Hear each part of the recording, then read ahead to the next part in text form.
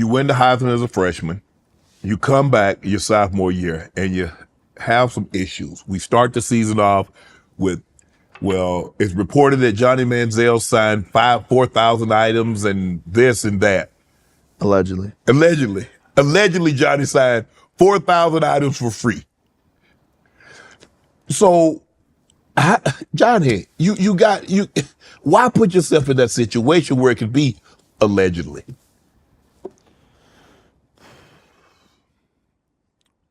I got a head on my shoulders, man. I'm smart enough to know what's going around me. Mm-hmm. I'm seeing the money fly around me. Right. I'm not walking through that same bookstore watching those number 2 jerseys fly off the shelf. Break me off. Where am I cut? It's everywhere else for everybody else. Yes. I got $700 a month coming in on stipend. That ain't enough for me to do what I want to do. You need 7 bands a month coming in, huh? I need 70 bands. 70 bands? Come on. 7? 70? How the hell am I gonna travel to Miami with 7 bands? What are we doing with 7 bands here? I need 70. Wow. Let me ask you this. Let's just say, for the sake of argument, when Johnny Manziel, his Heisman Trophy season and the season after, the NIL is in existence. How much Johnny football get? Probably $10 million a year. I could have done 5 on my own with the Instagram. I could have done $5 million a year on my own just through the people and connections I had on my phone. Right. That's what a lot of people don't understand is during this time and during this rise, and a lot of where my downfall probably came from is, I get on my phone and get on Twitter and be like, yo, Shannon Sharpe just followed me. Come on, James Harden, Drake, LeBron. And you partying with them. I'm a DM away from being Rockets courtside. I'll be there in an hour and a half. My access that I had to the world and people that I wanted to be around was limitless with just my cell phone in a house in College Station. Had Johnny Manziel been a little bit more discreet, you probably still could have got that 10. But because IG and you posted it, you at Live and you at all these places with the star, they're like, man, ain't no way in hell no college athlete has that kind of access unless he getting broke off. My family's rich. Yeah, and so you play to it because you could use that, Johnny doing that. Man, Johnny wouldn't take no money, his family rich. Well, little did they know, Johnny ain't worth $50 million like being reported. Correct. So, I wasn't discreet at that point in my life. Not at all. I wasn't calculated. I wasn't precise in how I was moving. I was 19 years old. Right. I don't know nothing about the real way of the world. Right. I don't know nothing about what happens in Miami. Right. I'm a young, naive kid out here trying to get a bag on my own. Right. I don't know nothing. And I can't tell my parents. I can't tell my coaches. I got nobody to bounce this information off of.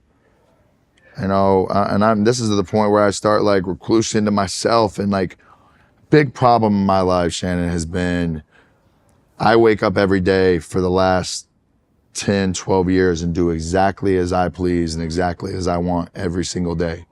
And as I'm moving forward in my life right now, I believe that as a man in life, to humble yourself and to be able to get to where you want to go, you have to do things that you don't want to do. Right. You have to do things that make you uncomfortable. You can't just wake up and go down this path of la-di-da, I'm going to do everything as I please in that moment of time. That's going to make you soft. That's going to make you got all these things that come with that, in my opinion. Mm-hmm. If you go out and put yourself in uncomfortable situations, if you go out and work hard for what you want, which isn't the most glorified way all the time, it's not fun to go work hard and put your time and your effort into something, especially something you may not really love truly deep down to your core. So, what I've learned in life is, make yourself uncomfortable. Do things that you don't want to do to help others. Be selfless. Mm-hmm. Find a way to give back more than just thinking about yourself. And I'm sitting here today saying at 19 years old, I was only about self. That first year as my Heisman year, there was a lot less of that. I had my camaraderie with the team. I was a leader. I was there for my dogs. And then as that shifts, I became a bad teammate. I became a bad role model. I became a bad example for what a Texas A&M University football player should be, and an ambassador for my school at that point in time. And I still to this day hold a lot of shame about things that I did from 19 to 27, 28 years old. Shame, Shannon. To where I couldn't sleep at night, to where I went into the LA and the Hollywood Hills and I hid from everybody except the TMZ cameras in the middle of the night. And that, for me, has taken a decade to come to terms with what happened in my life and what I did to myself.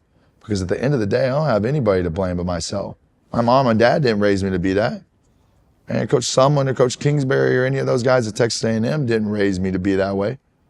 My teammates sure as hell didn't push me down that path of being there. So why did it happen? You know, those are the questions that have taken me a decade to find out what makes me who I am, and coming to terms and accepting who I am. The good, okay, great, that's awesome. That's unequivocally me. The bad, okay, let's find out and identify what that is and be better bit by bit, day by day, to ensure that what happened in the past ain't gonna happen again moving forward. If Johnny Football persona had never been created, do you still go down that path? Yeah, I do, without a doubt. From that day in Kerrville, you know, from getting to there and being that guy and like getting a rise out of it and getting notoriety and people coming around you. It's fame is it's a drug, it's addictive. Oh, it's a high. You chase the dragon of fame, man. You chase the dragon of clout. And it is very, very addictive. And Right. It is a problem that I dealt with in my life. And if you would have asked me in 2014 or 15, I'd have been like, nah. Right. Because for a long time, I didn't see myself as the true level of fame of what I really was.